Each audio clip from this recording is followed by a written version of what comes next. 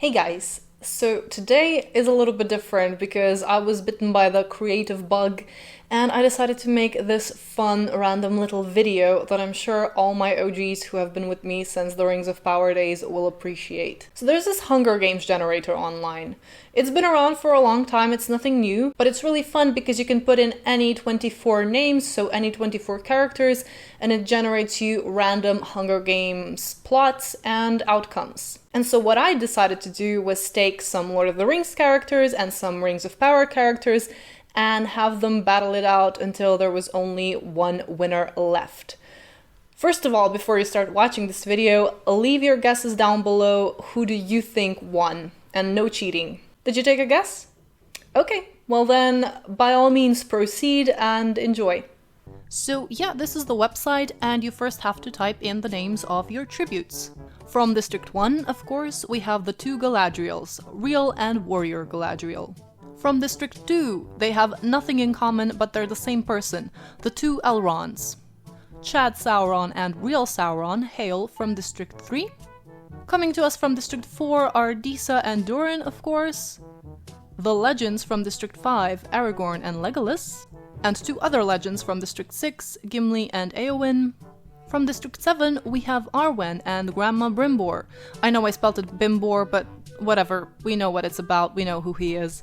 Real and homeless Gandalf hail from District 8. Coming to us from District 9 are Girl Frodo and Girl Sam. And Real Frodo and Real Sam come from District 10. Izzy and his sister join us from District 11, representing Numenor. And last but not least, Gil-galad and Miriel from District 12. Here we go, the tributes are ready and lined up, looking sharp. May the odds be ever in your favor, and let's begin. Right off the bat, we have our first alliance forming, Galadriel, Disa, and Aragorn. Odd bunch, but hey, whatever works for you guys. Gimli, inspired by the elves, trades his trusty axe for a bow and arrows. Interesting choice. And we have our first victim. I hate to tell you guys, but Frodo bites the dust first. R.I.P. Homeless Gandalf has some beef with Chad Sauron, it would seem. He scares him off, probably in this manner.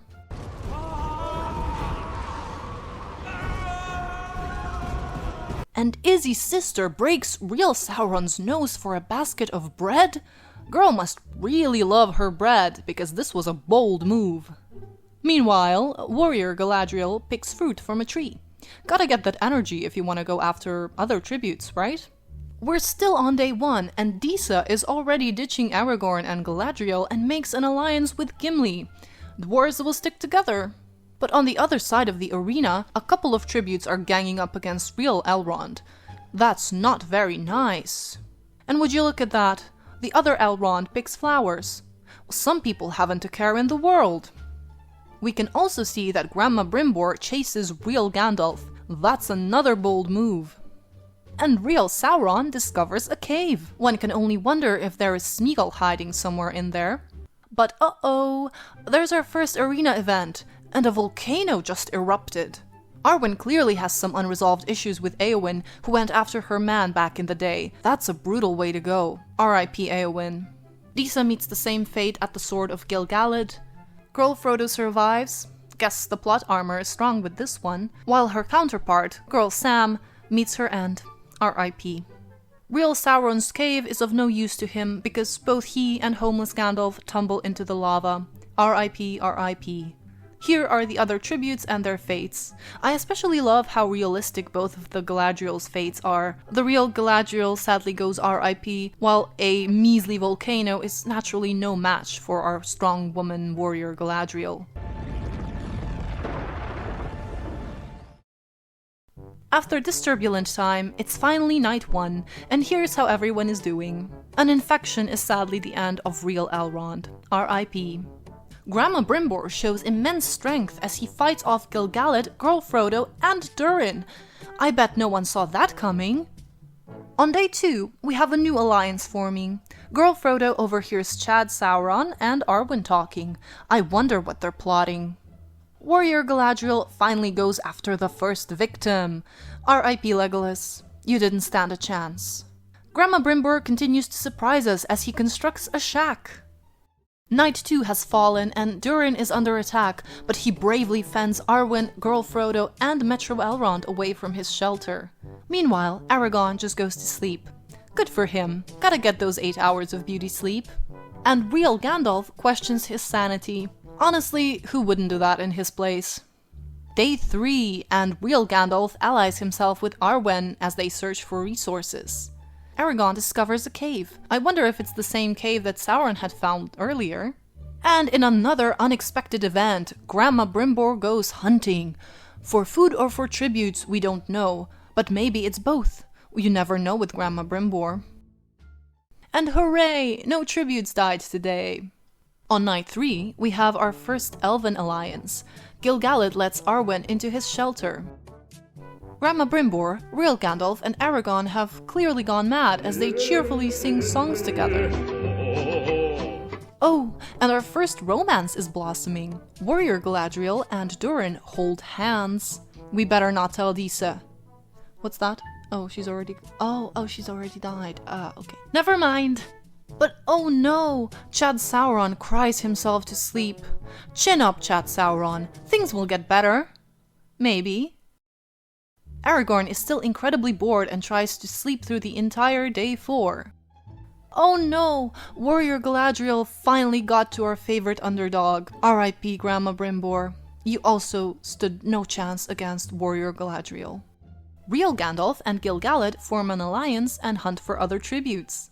Sweet dear Arwen tends to Chad Sauron's wounds. How thoughtful. Let's hope he remembers her kindness. And Durin runs away from Girl Frodo. She's not as innocent as she looks, is she? Night 4, and Girl Frodo convinces Aragorn to snuggle with her. Scandalous. I told you, she's not as innocent as she looks. And Durin is the one who takes out real Gandalf. R.I.P. In the morning, the cornucopia is replenished with food, supplies, and weapons. And of course, our tributes will try to get some of those supplies. Aragorn takes revenge on Girl Frodo. I guess he really didn't like those scuttles. R.I.P. Girl Frodo. But maybe he should have been looking after his Arwen because she steps on a landmine. R.I.P. What a way to go. Chad Sauron and Warrior Galadriel fight over raw meat. I wonder where Durin is in this story. Give me the meat and give it to me raw. And Warrior Galadriel knows she is no match for the ultimate Chad, so of course she backs down. And now we know where Durin is, taking out Gil-galad with a sword. Yikes. R.I.P. On night 5, Chad Sauron is feeling confident and thinks about winning. He's come a long way since crying himself to sleep. And Warrior Galadriel overpowers Aragorn, a true, strong, and independent woman. R.I.P. Aragorn. On morning 6, it would seem that Metro Elrond has had it with Durin and spears him in the abdomen. Guess that friendship's really over now, huh? R.I.P. And what is this? Warrior Galadriel falls to her death from a tree. Oh, an anticlimactic end for a mighty warrior. R.I.P. Warrior Galadriel. R.I.P. And then there were 2. Who do you think is gonna win? Well, Chad Sauron is quick to show his true colors. And this is the end of Metro Elrond. We have our victor. Chad Sauron from District 3 wins the Lord of the Rings vs. Rings of Power Hunger Games. Congratulations! This is the power of Chad Sauron. Take notes, people. Thank you for watching, and remember to hail Chad Sauron. Always and forever, Chad Sauron. Is always right!